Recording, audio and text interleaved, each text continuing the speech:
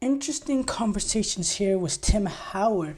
He had some comments on Klinsmann and we're discussing about this new Pochettino hire. He had some interesting comments on Klinsmann, talking about this new Pochettino signing. First of all, I'd have to say Tim Howard.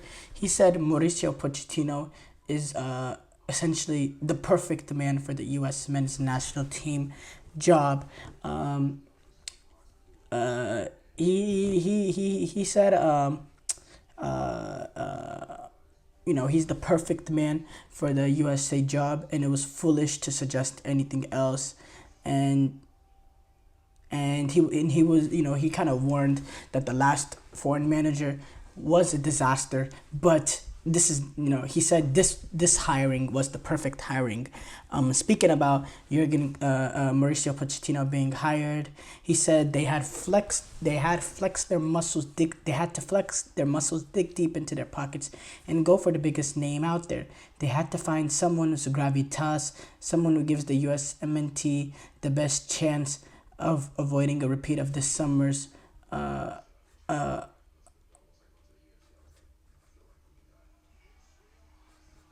Copa America. And Mauricio Pochettino, I think, is a great hire in terms of that. Here, I'm going to bring exactly what he said.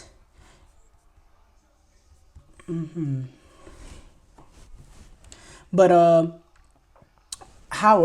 Tim Howard, when he talking about Pochettino, he also sparked some comments about the Jurgen Klinsmann reign.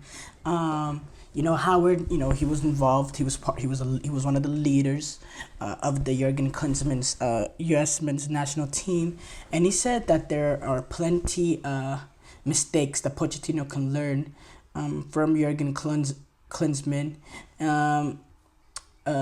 Speaking about it, he said, I was there before, during, and after his reign. I spent 15 years on the national team, and I remember a time there was a bigger disconnect between the players and the manager than under Jurgen. He organized a lot of team excursions. He specialized in fluff and philosophical rhetoric, but there was zero soccer. We went to Versailles. We went to the 9/11 memorial. We went on boating trips. He made us come into lunch and sing the national anthem. He dictated when we slept and when we woke up. He decided what we were. He replaced sugary snacks and enforced tighter curfews. He tried to change our breathing. He sent us on empty stomach runs at dawn. He hired people and literally made up staffing positions for them. Jurgen tried to reinvent the wheels, but he didn't teach us a lot of soccer. So we had to rely on the likes of Michael Bradley, Clint Dempsey, Landon Donovan, and Josie Altidore to bring the team together and win games in spite of the manager. The lesson for Pochettino to learn from Klinsmann: understand the American player. Don't make it about yourself. Every culture has different nuances whenever you coach around the world. So yes, players have to be pushed out of their comfort zone, but you have to learn what makes people tick. Interesting comments there. Jurgen Klinsmann, I have to say, growing up as a U.S. men's national team fan, obviously I watched a little bit of the Bob Bradley time. That 2010 World Cup is my first time a little bit watching soccer. But the beginning of my U.S. soccer fandom, the majority of it was Jurgen Klinsmann. And at the time, I was very, very young, so I didn't really understand, coaching and not coaching, whether he's a good or not coach. I liked Jurgen Klinsmann as a coach. I did, because I thought the results were pretty good. We got out of the group stages at the World Cup in the group of death. We had a lot of European friendlies in the lead up to that where we played really, really well and got some good results. A lot of them happened in Europe, and overall, I like the feel under Jurgen Klinsmann, but I didn't really understand some of his potential tactical deficiency. All that I wasn't clever enough mind that really to understand that. But going back, especially talking to some of the older U.S. men's national team fans, they're not fans of Jurgen Klinsmann.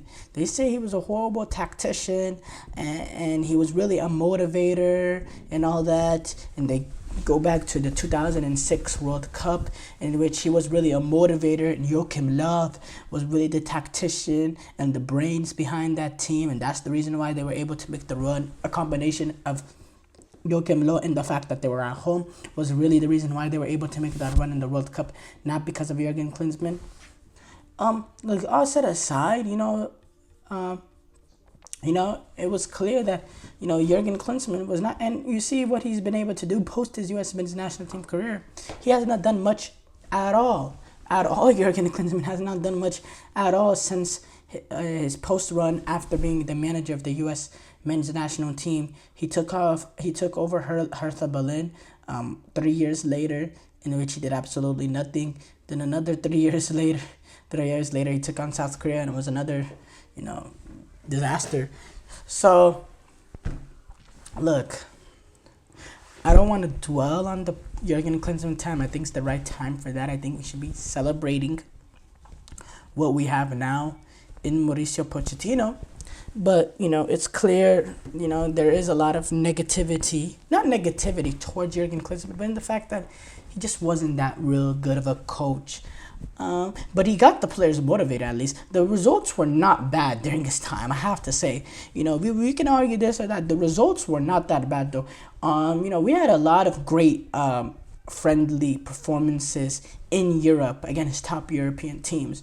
And yes, they are friendlies, but, we replicated that sort of, form, and we took it to the World Cup, and we got out of the group of death, and we were seconds away from not only getting out of the group of death, but we were seconds away from winning that game against Portugal. Would have completely shifted the group. And, we had a few opportunities later on in that Germany-US game, in that third group stage game, to nick a point there too, which I don't believe would have won us the group, because, would it have?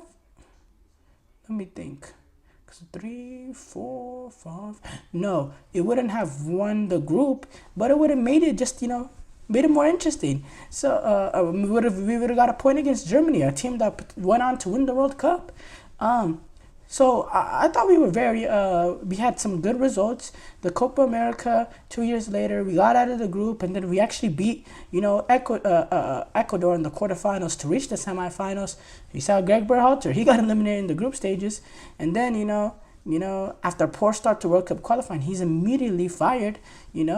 It's that's an interesting conversation to be had. But yes, there are some results Pochettino can learn. But at the end of the day, I don't think, Pochettino can learn much from him, because I think they're two different styles of manager in terms of that.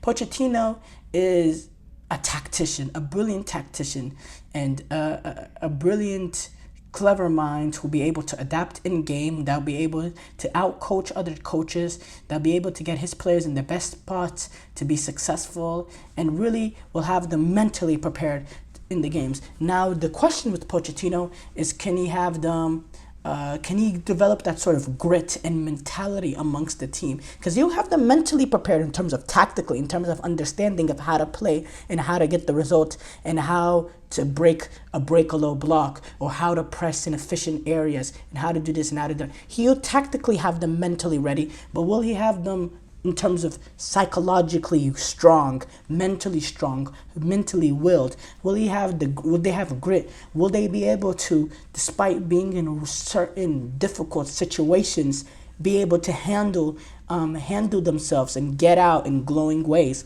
That's the real big question, and that's the question that's set to be answered, that needs to be answered.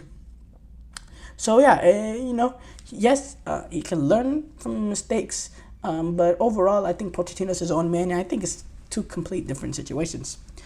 But excited again, so excited for this news.